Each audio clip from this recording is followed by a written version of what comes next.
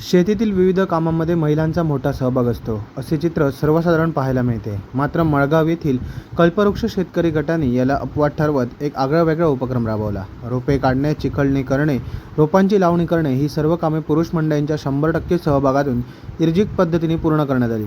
या उपक्रमातून पुरुषांनीही शेतीच्या कामात सक्रिय सहभाग नोंदवत एक आदर्श निर्माण केला आहे. मळगाव येथील कल्पवृक्ष शेतकरी गटाच्या माध्यमातून शेतीशी संबंधित विविध उपक्रम राबवले जातात. त्याचाच एक भाग म्हणून गटातील पुरुष सदस्यांनी एकत्र येत रोपे काढणे, चिखलणी करणे आणि रोपांची लावणी करण्याची कामे हाती घेतली. विशेष म्हणजे या संपूर्ण कामात पुरुष मंडळींचा 100% सहभाग होता. एकजुटीने आणि नियोजनबद्ध पद्धतीने सर्व कामे पूर्ण करण्यात आली. शेतातील कामे ही केवळ महिलांची जबाबदारी नसून पुरुषांनीही त्यात करून तरुणांनी त्यात सक्रिय सहभाग घेतला पाहिजे, हा संदेश या उपक्रमातून देण्यात आला. या उपक्रमात उपकृषी अधिकारी यशवंत गव्हाणे, रामकृष्ण पंत वालावलकर, महेश पंत वालावलकर, कल्पवृक्ष शेतकरी गटाचे अध्यक्ष संतोष सामंत, सदस्य गणेशप्रसाद पेडणेकर, देवदास गवंडे, नीलकंठ बुगडे, पांडुरंग हळदणकर, भास्कर केरकर, अशोक सामंत, उपेंद्र पंत वालावलकर, श्रीश सामंत, हेडगेवार स्मृती सेवा प्रकल्प माणगावचे व्यवस्थापक एकनाथ सावंत, हनुमंत गावडे आदी सहभागी झाले होते. कल्पवृक्ष शेतकरी गटाच्या या उपक्रमाचे परिसरातून कौतुक होत आहे. Sahdev Raul, Konkan lab, breaking, Malgaon. लावणीच्या वेळा आपल्या महिलांची तुम्हाला सगळीकडे महिलांची गजबज बघायला मिळेल किंवा महिलांचाच तो हातच्या राखून आहे असा समज आहे.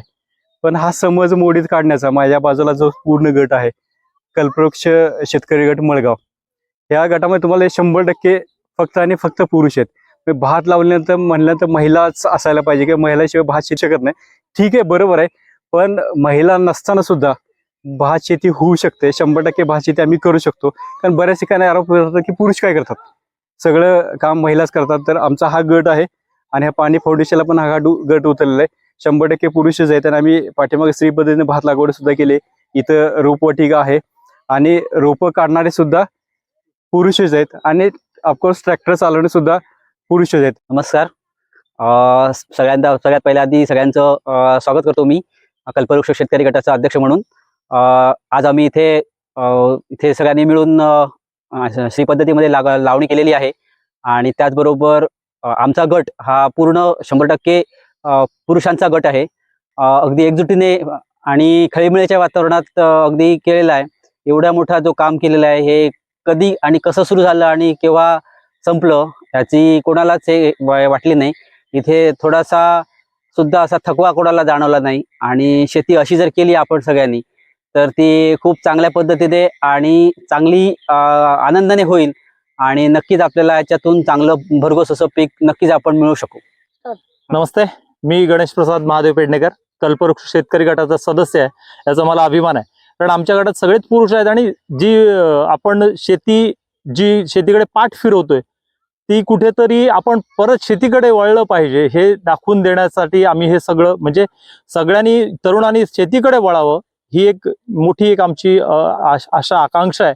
आणि जे आपण स्त्री पद्धतीने भात करतोय ते SRI कडनं शेतकऱ्याला SIR म्हणजे सर करू शकते अशी ही पद्धत आहे, असा आमचा म्हणजे आजपर्यंत जे आम्ही ट्रेनिंग वगैरे घेतलंय त्याच्यात मला ते जाणवलेलं आहे. एकत्रित येऊन शेती केल्यानंतर आणि तरुणांनी त्याच्यात उतरल्यानंतरच आमचं जे पहिलंच घोषवाक्य आहे की संकल्पना शाश्वत समृद्धीची, ही आपण निश्चितपणे मिळवू शकतो. कारण कमी खर्च आणि उत्पादन अधिक अशी ही आपण जी पद्धत अंगीकारली आहे. निमंत्रक या नात्याने मी सगळ्या आमच्या स्पर्धक गटांना सांगू इच्छितो की शेती एक दाण्यातनं 1000 दाणा देणारं असं व्यवसाय आहे. आम्ही कागदोपत्री शेती व्यवसाय लिहितो, परंतु व्यावसायिक शेती अजूनपर्यंत करत नव्हतो. यापुढे ती आपल्याकडे नोंद सुंदर केली असेल तर ती फायदेशीर निश्चित आहे आणि एकत्रितपणे काम केल्यानंतर रिजिकच्या माध्यमातून होणारा खर्च हा रोख स्वरूपात कुठेही होत नाही आणि उत्पादने निश्चितपणे तिप्पट होईल अशी अपेक्षा करतो. आणि कुठेही जात असताना शेती हाच विषय असतो. इथे माजी सरपंच आमच्या गटात 2 आहेत, परंतु आमच्या गटाच्या स्थापनेपासून सुरुवातीपासून असं ठरवलेलं आहे की राजकीय विषय हा इथे कुठेही आणायचा नाही आहे आणि तो बाहेर राहिल्यामुळेच आम्हाला हे शक्य झालं. एकत्रित काम करत असताना आनंद मिळवणं आणि तो आम्ही निश्चितपणे अनुभवतो आहे. त्याचा विचार सर्वांनीच करावा पुरुषांनी.